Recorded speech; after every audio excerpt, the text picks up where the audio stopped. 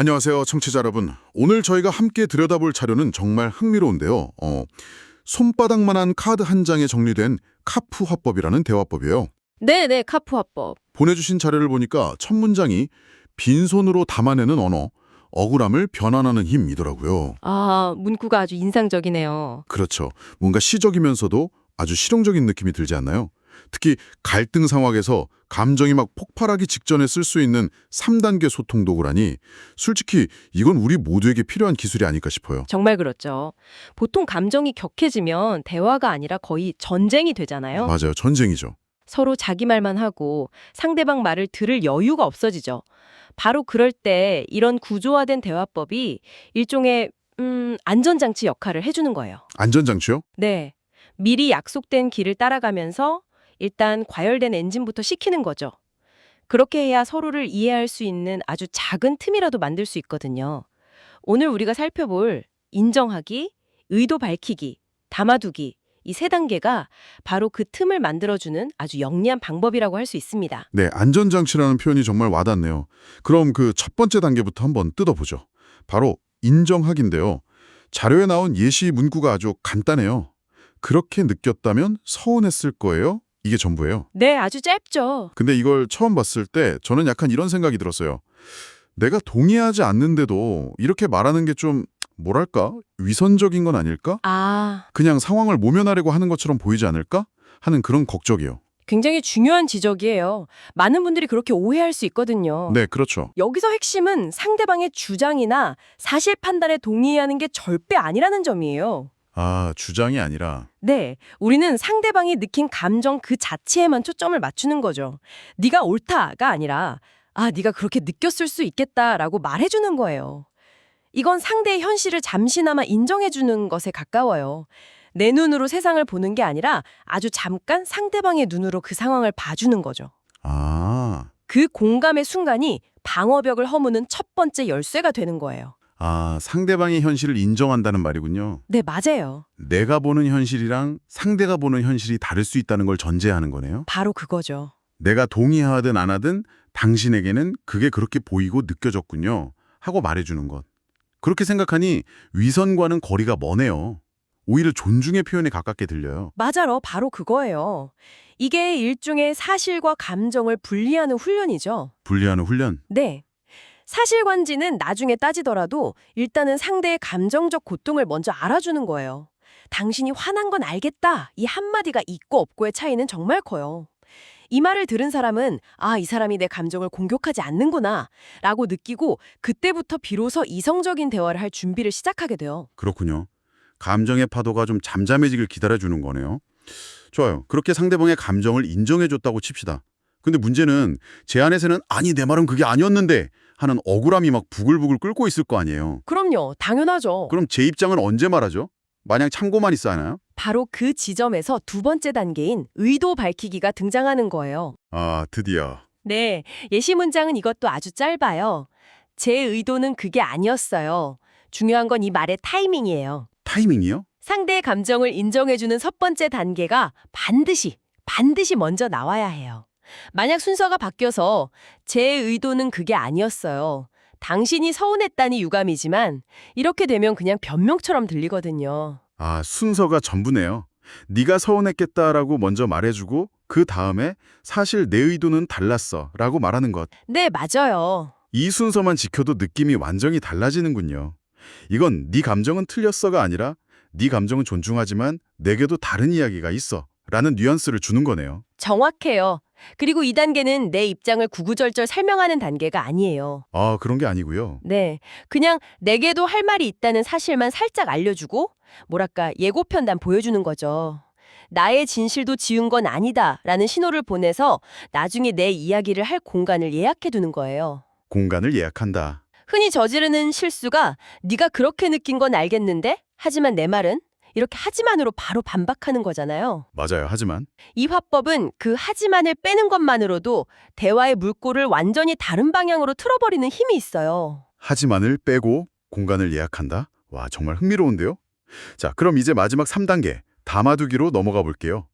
예시 문구가 지금은 담아두겠습니다. 나중에 다시 꺼내 말씀드릴게요인데 솔직히 말하면 전 이 단계가 제일 어려울 것 같아요. 아, 그러실 수 있죠. 제 성격 같아서는 이왕 시작한 거 끝장을 봐야지 할 것 같거든요. 하하, 상대방 입장에서는 이 사람이 지금 대화를 피하는 거 아닌가 하고 더 화를 낼 수도 있지 않을까요? 그럴 수 있어요. 충분히요. 그래서 이 마지막 단계가 이 화법의 완성이라고 할 수 있는 거예요. 아, 완성. 이걸 회피와 어떻게 구분하느냐? 바로 약속에 달려 있어요. 약속이요? 그냥 나중에 얘기하자 하고 대화를 끊어버리는 건 회피가 맞아요. 하지만 이 문제는 나에게도 중요하기 때문에 지금처럼 감정적인 상태가 아니라 우리 둘 다 차분할 때 제대로 이야기하고 싶다. 그래서 일단 담아두자고 제안하는 건 완전히 다른 이야기가 되죠. 아, 담아둔다는 게 버린다는 뜻이 아니라 소중하게 보관한다는 의미군요. 그쵸. 사라지는 게 아니라 나중에 반드시 다시 꺼내볼 거라는 약속이 담겨 있어야 한다는 것. 그렇네요. 바로 그거예요. 이 담아두기는 격해진 대화에 누르는 일시정지 버튼이에요. 일시정지 버튼. 영화를 보다가 너무 긴장되는 장면에서 잠시 멈추고 심호흡을 하는 것과 같아요. 영화를 끄는 게 아니잖아요.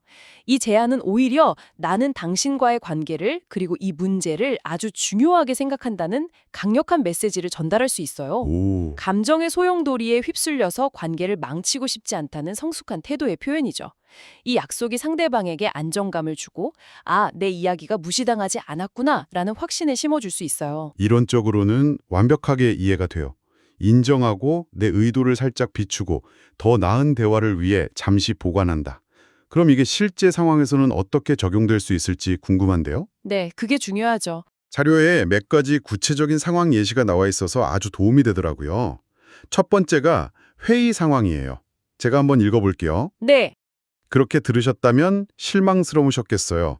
제 의도는 달랐지만 지금은 설명보다 말씀을 담아두겠습니다. 나중에 다시 정리해서 보여드리겠습니다.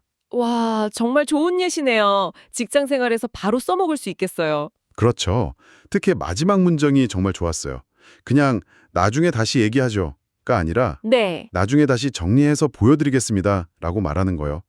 담아두기에 아주 구체적인 행동 계획을 덧붙이니까 이게 회피가 아니라 신뢰감 있는 후속 조치로 느껴지잖아요. 맞아요. 직장에서의 소통은 신뢰가 생명이니까요. 회의 중에 누군가 내 의견에 강하게 반대하거나 내 보고서에 허점을 지적했다고 한번 생각해 보세요. 네, 거기서 즉각적으로 아, 그건 그쪽이 오해한 겁니다 라고 방어하면 그 순간부터는 회의가 아니라 감정 싸움이 되기 쉬워요.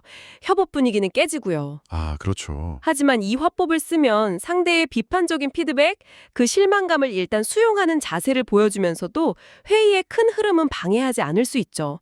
오히려 아, 저 사람은 비판을 감정적으로 받지 않고 신중하게 검토하는구나 라는 인상을 줘서 장기적으로는 더 큰 신뢰를 얻게 될 수도 있어요. 와, 갈등 상황이 오히려 신뢰를 쌓는 기회가 될 수 있다는 건 정말 역설적이면서도 설득력이 있네요.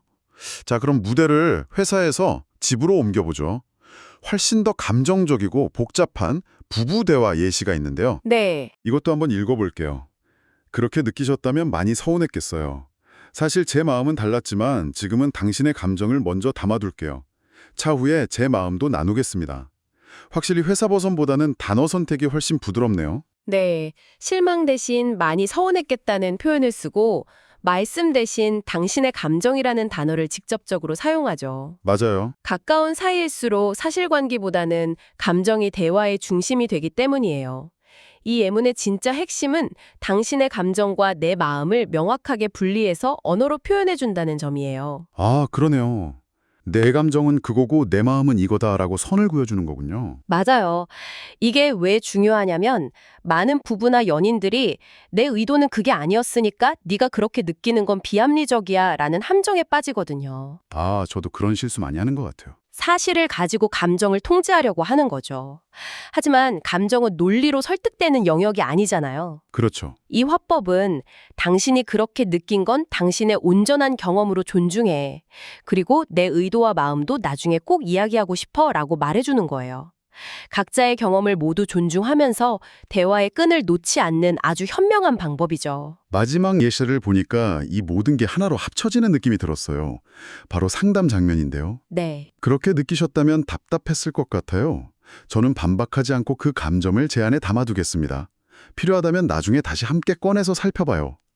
이 문장을 읽는데 아까 저희가 이야기했던 것들이 다 들어있더라고요.